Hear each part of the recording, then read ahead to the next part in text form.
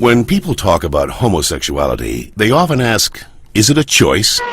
I heard it is. Hello, what's your name? Christian. Well, Christian, let's see what the latest science has to say. Oh, that. To help us, here are two gay people, George and Martha.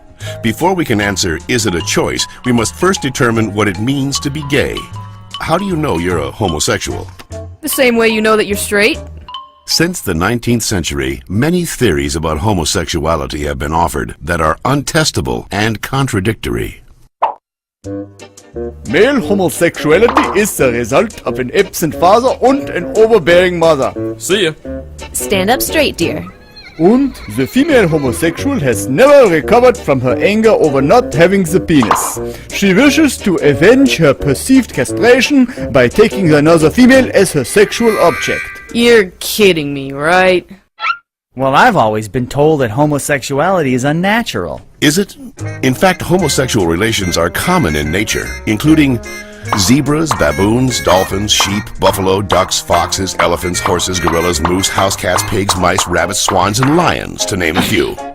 Well, okay, but we're not animals. Human beings have free will. You don't just decide who to love.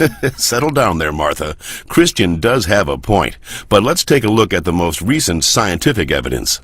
As they study sexual orientation, scientists are currently looking at three main areas: genes, hormones, and birth order. Of course, most of these studies focus only on male sexuality. Sorry, Martha. What a shock. Let's first look at studies of identical twins. Hi. When one identical twin is a gay man, the other twin is gay up to 70% of the time, far higher than would occur if genes played no role. In fact, these studies show that genes play a greater role in determining sexual orientation than they do in whether or not you're right or left-handed. And we don't punish the left-handed. Well, not anymore. Let's get it! Scientists have recently noticed a striking statistical phenomenon.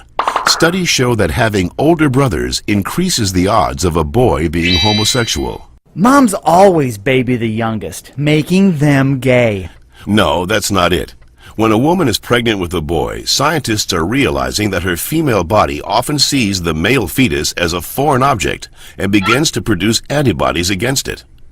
The more boys a woman has, the more adept her body becomes at feminizing the fetus, which may explain why with every successive boy, the odds that he will be gay go up significantly.